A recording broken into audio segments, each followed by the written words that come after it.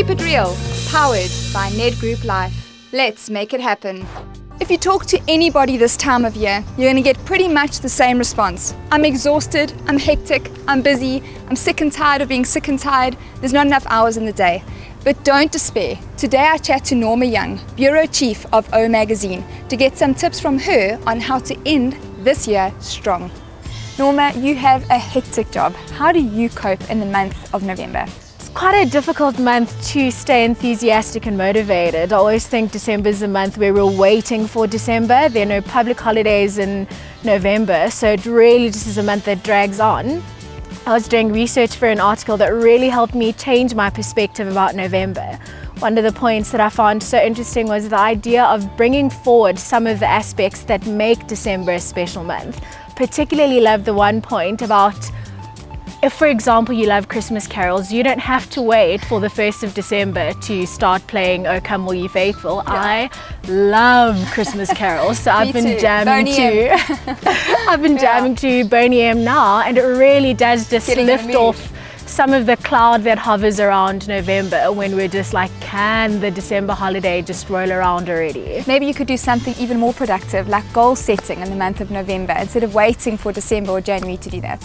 I think that's a great strategy, partnered as well with the idea of rewarding yourself as well in November. I think often we do postpone everything for either December or January, thinking, no, in December I'll get around to reviewing the past year, and in Jan I'll set my goals for 2011. I think we can make November a valuable month by beginning some of those aspects in November. So looking back on the year and being able to reward yourself for any goals that you have achieved throughout the year. Especially us women, sometimes we can be really bad with the reflection side of things, and we really hard on ourselves instead of saying well done.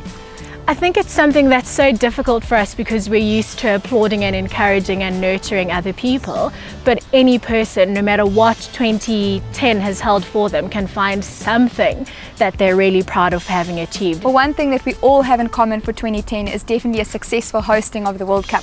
That's an excellent point. We all share. Hey, for this we year, all blew our vuvuzelas, we we went to the stadiums, we really went crazy in supporting our country, and that's something that we can reward ourselves for having done, just for having stood by our team and for having been proud South Africans. We're now on the 1st of November, and for a lot of people it hasn't been the easiest year with the recession.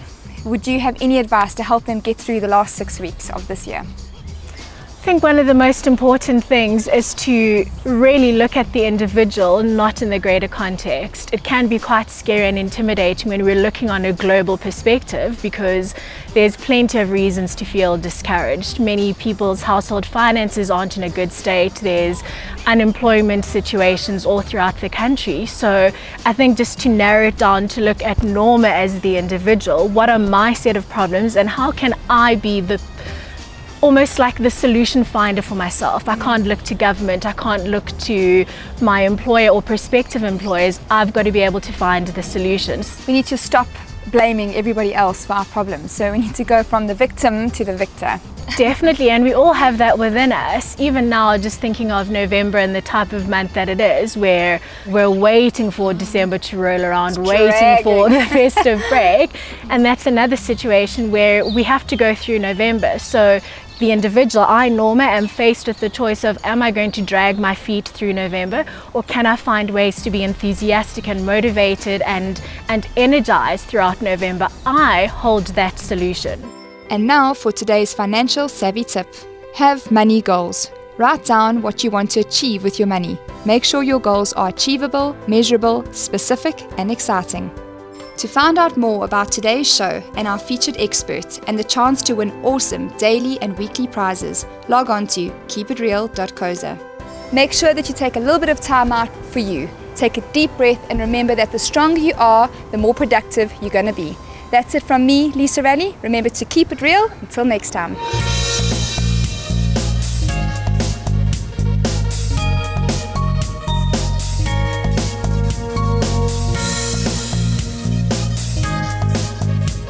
Keep it real, brought to you by Ned Group Life. Let's make it happen.